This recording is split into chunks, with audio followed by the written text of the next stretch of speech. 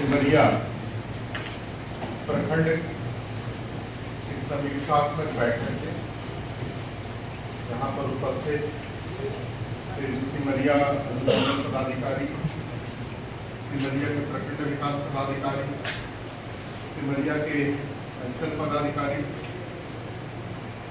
और प्रखंड के विभिन्न विभागों से आए हुए सभी पदाधिकारीगण, यहाँ अभिभावक के रूप में बैठे हमारे श्रीमान लखन साहू जी, अभिभावक स्वरूप श्रीमान देवनंदन साहू जी, हमारे प्रकाश राम जी, हमारे नरेश साहू जी, सुखदेव पासवान जी, हमारे रंजीत सिंह जी, हमारे मृत्युंजय सिंह जी, हमारे साथ चल करके आए हुए बड़े भैया विजय रांगी जी, अंकित जी, और यहाँ पर मौजूद हमारे प्रखंड के अध्यक्ष श्रीमान दयानिधि सिंह जी, भोला सिंह जी, और यहाँ पर मौजूद सारे लोगों का, यहाँ पर हमारी मातृशक्ति के रूप में मौजूद हमारे बहनों का, हमारे बड़े बुजुर्गों का, युवा साथियों का मैं हृदय से अभिनंदन करता हूँ।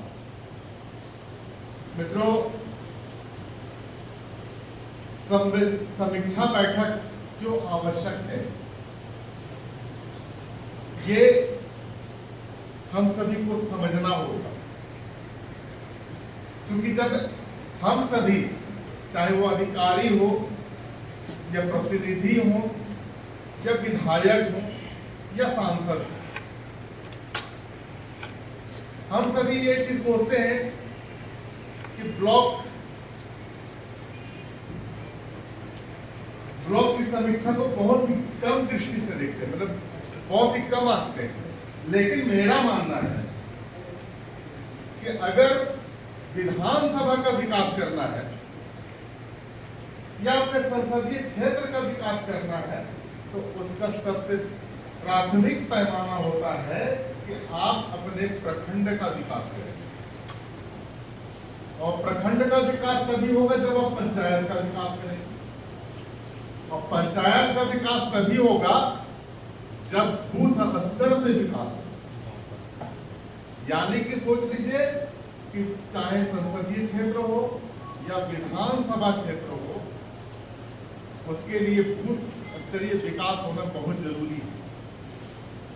लेकिन जब ये विकास होता है तो बहुत सारी समस्याएं भी आती हैं, और ये समस्याएं एक सोच, हमारी सोच ही सबसे बड़ी समस्या होती है, और हमारा सोच ही हर समस्याओं का निराकरण भी होता है।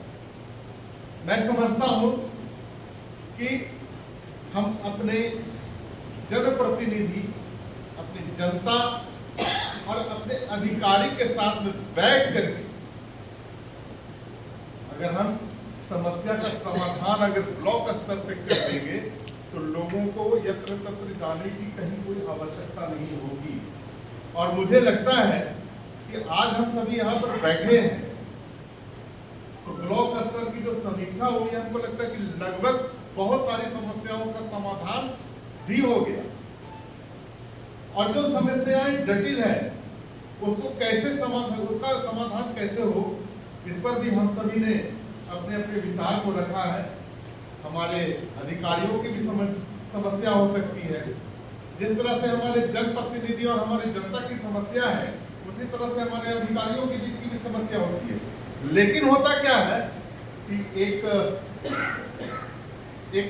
अहम भी आता है कि भाई हम जनप्रतिनिधि हैं, विधायक हैं, सांसद हैं, हमारे सामने अधिकारी कुछ नहीं। लेकिन मैं आप सभी को एक बताना चाहता हूँ, जनप्रतिनिधि हो, विधायक हो, सांसद हो, ये तो हमारे विधायिका के अंग हैं, लेकिन हमारे सरकार के सबसे बहुत अभिन्न अंग हमारे अधिकारी भी होते हैं, पदाधिकारी भी होते हैं। इसीलिए एक तालमेल करके चलना बहुत बड़ी चीज होती है।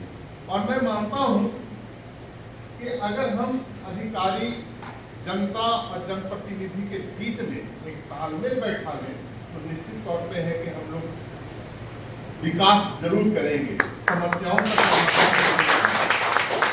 और ये जो प्रखंड की जो समीक्षा होती है, उसका मुख्य उद्देश्य यही था, एक तो परिचय भी करना था दूसरी चीज है कि समस्या से भी अवगत होना था, समस्याओं का समाधान किस प्रकार होगा ये भी हम आज यहाँ पे बैठे बैठे निकल गया। तो मेरा ये मानना है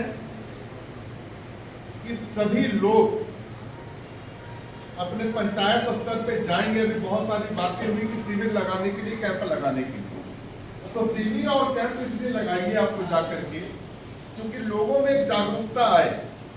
वाटर हार्वेस्टिंग बहुत लगता है कि बहुत लोगों ने नहीं सुना होगा, लेकिन आज यहाँ पर ब्लॉक में बैठने के बाद आपने समझा कि वाटर हार्वेस्टिंग भी एक चीज होती है।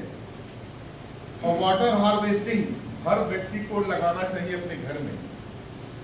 इससे जल की खेती कहते हैं या जल का संचयन कहिए, वो होगा। और भविष्य में अगर जल का कोई प्रॉब्लम होगा, जल की समस्या उत्पन्न होगी, तो वाटर हार्वेस्टिंग आपके लिए सबसे बड़ा, सबसे अच्छा जल समाधान के लिए सबसे अच्छा उपाय होगा। और मैं क्या कहूँ, मैं नहीं कहना चाहता हूं कि इस समीक्षा को हम लोग आगे भी कंटिन्यू रखेंगे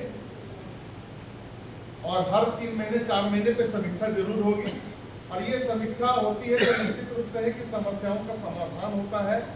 और अगली बार जब भी कोई समीक्षा की बैठक जब भी रखी जाएगी तो मेरा सभी से आग्रह है कि आपने अपने विभाग में जो कार्य किया है उसका प्रतिवेदन, जो कार्य लंबित है उसका प्रतिवेदन, और लंबित क्यों है इसका प्रतिवेदन आपको बना करके रखना पड़ेगा, ताकि हम भी अगर सरकार से फाइट करेंगे या सरकार से मांग करेंगे तो उसके लिए हम लोगों को एक कहते हैं ना कि बिना अस्त्र के लिए लड़ाई के मैदान में जाना बिना अस्त्र का संभव नहीं है। तो आप मुझे अस्त्र देंगे तभी मैं लड़ पाऊंगा।